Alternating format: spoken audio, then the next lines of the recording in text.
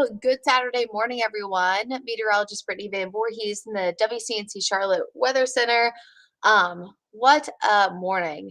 It has kind of been a little bit crazy as we, of course, have had a lot of sunshine here. I'm going to move the Kannapolis camera so you guys can see a little bit further down. Let's see if it'll work.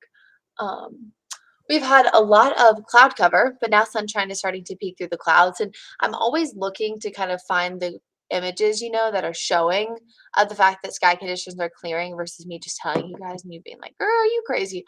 But that's kind of what we've seen so far this morning. So Dallas looking great in Gaston County, Kannapolis showing some clearing. Looks like Monroe there. And parts of Union County still pretty clouded over. So it's definitely happening from kind of northwest to southeast, which will be the case, there you go, throughout the day. So you can kind of see that 50-50 shot there from Kannapolis right now. Temperatures this morning have been cool, but not necessarily cold. The overnight low in the Charlotte area was around 46 degrees. Let's see if the graphic system wants to change. Let's go. And of course, as the clouds continue to shift further southeast, we will quickly start to warm back up. Temperatures right now mostly in about the low to 50s across the region. Satellite and radar, you can see a few more clouds passing by as we kind of look at the upper left-hand portion of your screen. But again, it's not going to be a bad day. We do become mostly sunny this afternoon, and that is a promise across the area. So we kind of started off mostly cloudy. We're ending mostly sunny. So I'll give it partly cloudy throughout the day, right? If you're averaging it. Afternoon clearing skies, and again, with that drier air in place, and the fact that we started off at 46, highs will quickly reach close to about 60. Tomorrow morning, though, kind of a tale of two different days this weekend. We see temperatures plummet to the upper 20s. High temperatures will eventually reach about 51 or so degrees with abundant sunshine, but tomorrow definitely not the pick day of the weekend to get outside, just because it is going to not only start off colder, but we're only going to reach about the lower 50s by the second half of the afternoon. So kind of a cooler from start to finish, so to speak. But this weekend's definitely not a bad weekend to get outside. Thankfully, we're not tracking any areas of rain that kind of happened yesterday, but we are going to also track a pretty significant drop in temperatures. You saw that 29.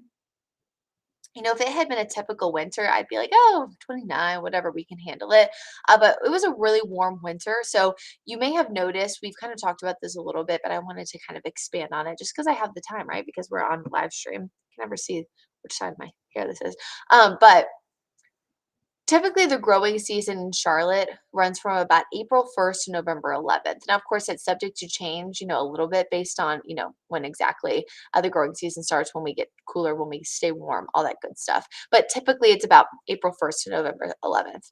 But when we have an abnormally warm winter, and we see the growing season start early. So plants are starting to bloom, crops are starting to develop, things of that nature. What the National Weather Service will do is they're kind of give their media partners a heads up. We're going to start issuing freeze watches, freeze warnings, and frost advisories early.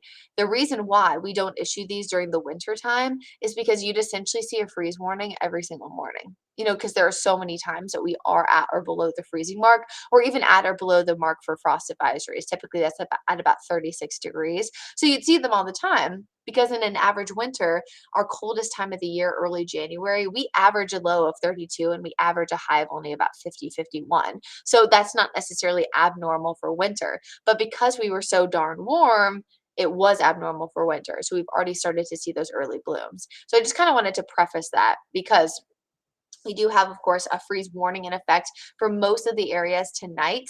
So this freeze warning is in effect for pretty much every county except for Ash, Watauga, Avery, and then you see the mountains there of Burke and Caldwell counties.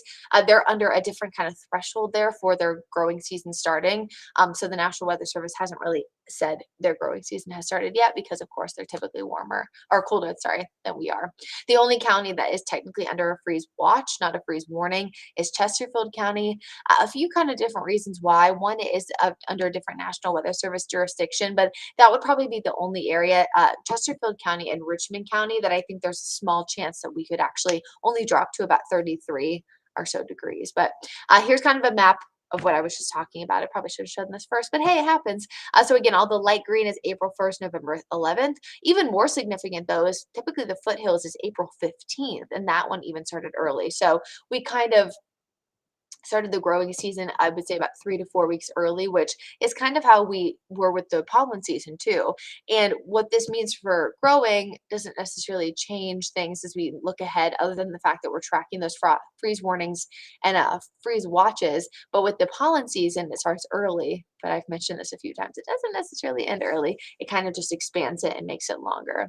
So we are on official plant watch tonight and again on Monday and Tuesday. Sunday mornings, Monday and Tuesday mornings. Monday looks to be the coldest at about the mid 20s. There is a chance that a few spots could see what's called a hard freeze. That's typically when you get 25 or below. And it's just extra cautions that you have to try to take to kind of save some of those plants. I mentioned this last week when we were talking about a lot of the forecast changes.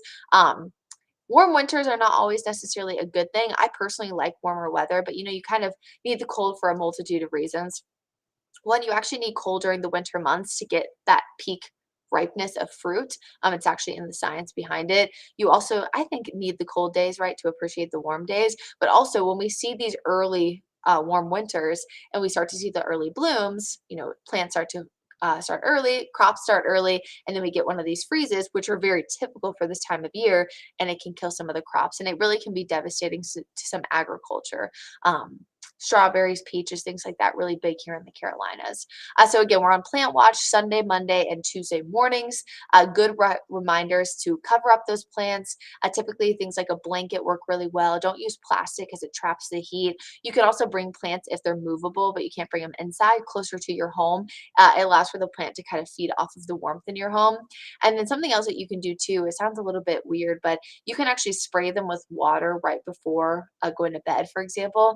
And what that does is, because if you spray them before the temperature actually gets to freezing, it kind of traps in some of that heat once things ice over, and it can actually protect them. So I'm probably not saying anything that someone who's a trained farmer, right, or works in agriculture doesn't already know, but just some quick tips maybe if you are uh, a not a master gardener, but maybe just a regular gardener who just tries their best, kind of like myself.